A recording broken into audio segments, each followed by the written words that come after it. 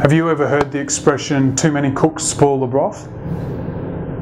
Well, you may not be a cook and you may not be making a broth, but this applies to you in business. Let me explain.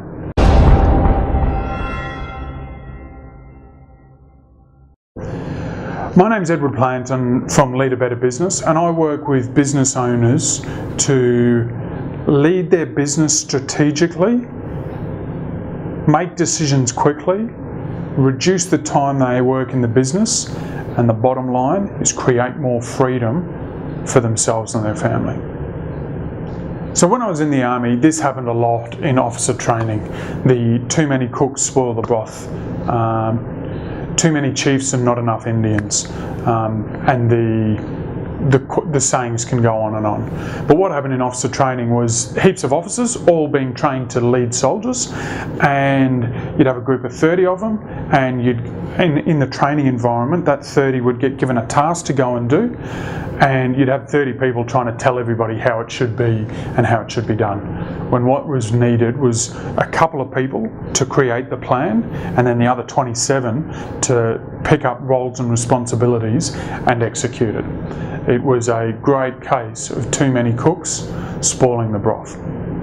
So in business, this happens as well, and it happens in probably 3 key areas of your business, and these quite often correlate to the stage that your business is in, but have a reflect on this now. So the first one is when you've started off and you're bringing in a staff member or 2 and you're working really closely with them to build your business, and they become mates. They're close in, they get to see everything, they're exposed to a lot, they're trusted with the raw insight to your business, and they become more of a mate than a staff member. And because you're in such close proximity, that those boundaries get eroded very quickly, and they end up being involved in decisions. You use them as a sounding board. And I'm not knocking this, these are all great things. However, what they end up doing is you end up delegating authority for your business to somebody else, really, and they are too involved in your business decisions, and it becomes complicated. Does that make sense? So the other problem with that scenario is that the staff member really has all care and no responsibility. They get to tell you what they think, but they don't care what you do with it, and they don't really care how you roll it out, because it's all your responsibility. They're just throwing advice, and advice is easy when you're sitting on the couch. The second one is when you've grown a bit more and you've got a couple of teams and you've got those teams working. What ends up happening is in each team, somebody will be the supervisor. Whether they're the right or wrong person is secondary. And then you start using them as a decision-making tool, and there becomes too many people just involved in the decisions, not enough execution and follow-through, and this decision-making process becomes slow, confused, and the supervisors of the teams can sometimes take too much responsibility on what the decisions are. So that's the second one. The third one is when the business leader just won't make strong, decisive decisions.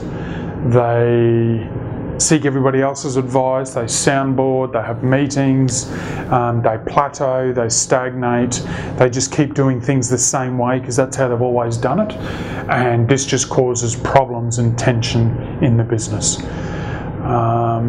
Teams below them get frustrated because they just want certainty, clarity, and be able to get in and do what they love doing, so it can cause all sort of problems. This can get worse when you have multi-directors or multi-decision makers in the business, and we call this multi-decision maker syndrome, but that's another conversation. So basically there are 3 key ways that too many cooks spoil the broth shines through in your business.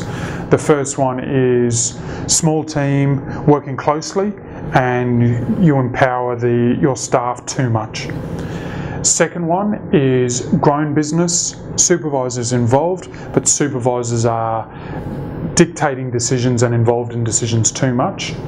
Third one is you're not decisive enough and you're not leading your business strongly enough, and therefore you're worried about stepping on other people's toes, not putting noses out of joint, and plateau, stagnate, don't make decisions quickly.